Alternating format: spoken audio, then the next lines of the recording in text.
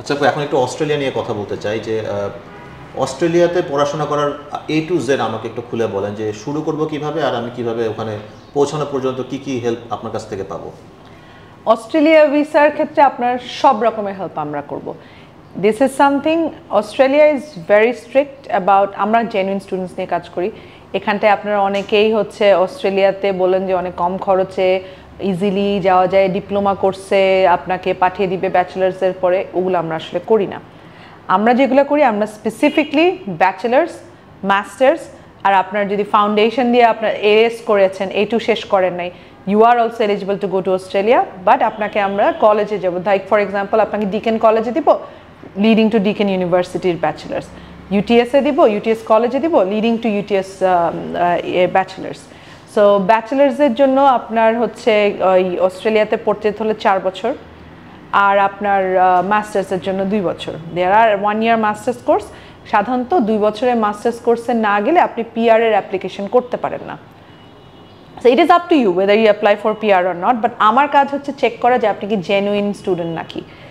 অস্ট্রেলিয়ার ভিসা পাওয়ার একটা খুবই ইম্পর্ট্যান্ট ক্রাইটেরিয়া হচ্ছে GTE, জেনুইন টেম্পোরারি এন্ট্রেন্ট। এটা হচ্ছে কখন করা হয়, আপনি যখন একটা অ্যাপ্লিকেশন করেন, আপনার একাডেমিক কোয়ালিফিকেশন অনুযায়ী আপনাকে একটা অফার লেটার দেওয়া হলো। অফার লেটারটা subject to GTE clearance. So the minute your genuine temporary entrant, এটা আপনার ইউনিভার্সিটি আপনাকে এগ্রি করবে, that is the only time they would ask for tuition fees. অস্ট্রেলিয়াতে আপনার অ্যাপ্লিকেশন করার জন্য কোনো অ্যাপ্লিকেশন ফি নাই। আপনার হচ্ছে ভালো ইউনিভার্সিটিগুলোতে যাদের অ্যাফিলিয়েটেড পার্টনার আছে ওরা রেজিস্টার্ড এজেন্টদের মাধ্যমেই কাজ করে থাকে। সো ফর এক্সাম্পল আপনি যদি আমাদের থ্রুতে, আমি নিজে ডিকেন ইউনিভার্সিটিতে পড়াশোনা করছি, আমি ডিকেন ইউনিভার্সিটির এক্সাম্পল দিই। সো আপনি ডিকেন ইউনিভার্সিটি বারউড ক্যাম্পাসে একটা ব্যাচেলর অফ অ্যাকাউন্টিং করতে যাচ্ছেন। সো আপনার প্রসেসটা কী হবে, ফার্স্টে আপনি আমাদের কাছে আসার পর আমরা আপনার ডকুমেন্টসগুলো অ্যাসেস করবো। এন্ট্রি রিকোয়ারমেন্টকে ফুলফিল করেন, আপনার কি ব্রেক অফ স্টাডিজ আছে। অস্ট্রেলিয়াতে আপনার 2 বছরের বেশি যদি ব্রেক অফ স্টাডি থেকে থাকে, স্টাডি গ্যাপ থেকে থাকে, they will not accept you. মানে আমার 2 বছরের স্টাডি গ্যাপ থাকলে আমি অস্ট্রেলিয়াতে যেতে পারবেন না, পড়তে যেতে, ব্যাচেলার্স করতে যেতে পারবেন না। ব্যাচেলার্স করতে যেতে পারবো না। না, সো আপনার ব্যাচেলার্স করতে যেতে হলে আপনার স্টাডি গ্যাপটা কম থাকতে, ধরেন আপনি এইবার হচ্ছে আপনার HSC কমপ্লিট করেছেন, are you eligible, you still not eligible, কারণ আপনার ল্যাঙ্গুয়েজ প্রফিসিয়েন্সি লাগবে। সো আপনার IELTS PTE ম্যান্ডেটরি। ডুওলিঙ্গো নিয়ে আমরা কাজ করি না for Australia, because Australia is my country, my second country. So ওটা নিয়ে আমার হচ্ছে ভেরি পার্টিকুলার, আমরা সব স্কুলের সাথে কাজ করি না। ডুওলিঙ্গো কি অস্ট্রেলিয়া অ্যাকসেপ্ট করে না নাকি আপনি কাজ করেন না? অস্ট্রেলিয়া দেয়ার আর সাম স্কুলস যারা অ্যাকসেপ্ট করে, বাট ভিসা রেশিও খুব কম, এই জন্য আমি কাজ করি না। আমি কাজ করি, এটা একটু ক্লিয়ার করি যে ডুওলিঙ্গোতে ভিসা রেশিও কম, তাই ডুওলিঙ্গো আপনি এন্টারটেইন করছেন না, আপনি স্টুডেন্টদেরকে সাজেস্ট করবেন তারা IELTS করুক বা PTE করুক। রাইট, আচ্ছা। সো এখন IELTS এন্ড PTE এর মধ্যে আবার একটা জিনিস বলি, PTE তে একটা জিনিস আছে, মানুষজন PTE গুগল করলে PTE অনলাইন নামে একটা এক্সাম আছে, ওটা কিন্তু আপনার একাডেমিক কোয়ালিফিকেশনে কাজ হবে না, এটা দিয়ে আপনি ইউনিভার্সিটি অ্যাপ্লিকেশন করতে পারবেন না। PTE academic is an exam, সেটা দিতে হবে। যেমন সিমিলারলি IELTS এর ক্ষেত্রেও academic and so IELTS academic না দিলে কিন্তু এটা আপনার রেকগনাইজড হবে না। সো একাডেমিকটাকে জেনারেল একটু কঠিন হয় PTE একাডেমিক, হ্যাঁ, কারণ যেহেতু আপনি স্টুডেন্ট যাচ্ছে পড়াশোনা করতে, রাইট। আপনার কঠিন না, ডিফারেন্ট হয়। যেমন হচ্ছে আপনার একাডেমিক IELTS-এ আপনার রাইটিং এর ক্ষেত্রে আপনি রিপোর্ট রাইট করতে বলতে হবে, আর হচ্ছে ইয়ের ক্ষেত্রে আপনার GTE ক্ষেত্রে বলবে একটা অ্যাপ্লিকেশন করো, একটা চাকরির অ্যাপ্লিকেশন করো। আমাদের এখানে যে ইংলিশ কোর্সটা করে সেখানে কিন্তু আমরা ইজিলি 7 কিভাবে পাবেন, কুইকলি 7 পাওয়ার জন্য এখনই জয়েন করুন, দ্যাটস নট আস। আপনি ইংলিশ শিখতে চান, that is something we will do. We will train you on the modality of the courses. IELTS এর প্রত্যেকটা মডিউল কিভাবে দিতে হয়, PTE এর প্রত্যেকটা মডিউল কিভাবে করতে হয়, but we will teach you English. We will not teach you technique to pass the course. There are techniques. This is something you are smart enough to find out yourself. আমরা যখন পরীক্ষা দিই, স্কুলে পরীক্ষা দিতাম, তখনও কিন্তু আমরা নিজেদের একটা হচ্ছে পরীক্ষার আগে একটা চিটশিট বানাতাম যে এই সবগুলো, সব তো পড়তাম না আসলে। মানে মানুষকে টেকনিক দেওয়া বা সাজেশন দেওয়া এগুলো আমাদের অভ্যাস। যেমন অনেক সময় আপনার IELTS যেটা আপনার রিডিং পার্ট, অনেকে বলে তুমি স্কিমিং করবা, মানে হচ্ছে শুধু উপরে উপরে পড়ে আমি উত্তর পেয়ে যাবো। আসলে এটা সম্ভব না, আমি যেটা দেখেছি এটা মোটেও সম্ভব না। কারণ একটা প্রশ্ন থাকে, এই প্রশ্নটা কোন প্যাসেজে আছে সেটা বের করতে হয়, প্যাসেজের কোন লাইনে আছে সেটাও বের করতে হয়। তা আমি যদি পুরো প্যাসেজটা না পড়ি হয়তোবা যেটা জেনারেল আইএলটিএস ওখানে প্যাসেজগুলো অনেক ইজি থাকে।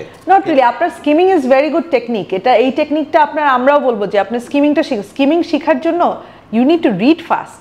পুরোটাই তো পড়তে হয়। পুরোটা অফ কোর্স পড়ুন। What is skimming? স্কিমিং কিন্তু এটা না যে আপনি ফার্স্ট ওয়ার্ড আর লাস্ট ওয়ার্ড পড়বেন। কেউ এটা এইভাবে বোঝায় যে আপনি যদি প্রথম লাইনটা পড়েন আপনি প্যাসেজটা বুঝে যাবেন, তা ওই প্যাসেজটা then you are very smart, use this to for your advantage. এটা সম্ভব না, কারণ আপনাকে হচ্ছে একটা প্যাসেজের একটা লাইনে উত্তরটা আছে, কিন্তু উত্তরটা তো সরাসরি নয়, ওখান থেকে উত্তরটা ডিরাইভ করতে হবে, ওখানে সাজেশনটা দেওয়া আছে, ঠিক আছে? তো অনেকে এই ধরনের টেকনিক মানুষকে শিখিয়ে দেয়, এই বলে আর কি আইএলটিএস এর কোর্স যারা করায় তারা এই ধরনের কথা সেল করে। আমরা এগুলো করি না। আমরা ভাই আপনার আইএলটিএস এ 7 পাবেন যদি আপনার যোগ্যতা থাকে, আমরা আপনাকে শেখাবো ল্যাঙ্গুয়েজ। বাংলাদেশি স্টুডেন্টদের অবস্থা কি রকম? আপনার যারা আইএলটিএস শিখতে আসে তাদের ব্যাপারে আপনার এক্সপেরিয়েন্সটা কি? কত দিনের কোর্স হওয়া উচিত আইএলটিএসটা? ফার্স্ট অফ অল আইএলটিএস কোর্সটা should be for people who no English. আপনার বেসিক ইংলিশ কিন্তু আইএলটিএস কোর্সে হয় না। আপনি যদি একটা মানুষ আপনি যদি অলরেডি ইংরেজি জানেন তাহলে আইএলটিএস এর রুলস গুলো আপনি জেনে তাহলে আপনি আইএলটিএস পরীক্ষায় বসতে পারবেন। কিন্তু আপনার যদি ইংরেজি ভালো না থাকে, আপনি যদি বেসিক প্রিপোজিশনের ব্যবহার না জানেন, তাহলে আইএলটিএস হয়তো 5 বার 10 বার অ্যাটেম্প্ট করেও হয়তো লাভ হবে না। রাইট। সো এইজন্য আপনার একটা ভাষার দক্ষতা জানার জন্য আপনার একটা বেসিকটা জানতে হবে। আমরা অনেকেই ব্যাচেলার্স শেষ করার পরেও আমাদের ওই দক্ষতাটা থাকে না, কারণ আমাদের চর্চা নেই। সো তাদের জন্য আমরা যেরকম ধরুন অনেকে আছে খুব ভালো লিখে বলতে পারে না, তারা আইএলটিএস কোর্সটা করতে পারে, যে তার জড়তা কাটানোর জন্য তার প্র্যাকটিস দরকার। আমরা সেই প্র্যাকটিসে সহায়তা করব। আমরা কিন্তু তাকে এবিসিডি শিখাবো না। একটা আইএলটিএস এর কোর্স যখন সে করবে তাকে আমরা এক্স্যাক্টলি প্রত্যেকটা মডিউল শিখাবো, এই মডিউলটাতে কিভাবে আনসার করতে হয় সেভাবে শিখাবো, প্র্যাকটিস করাবো, মক টেস্ট নিব, এক্সাম মডিউল শিখাবো।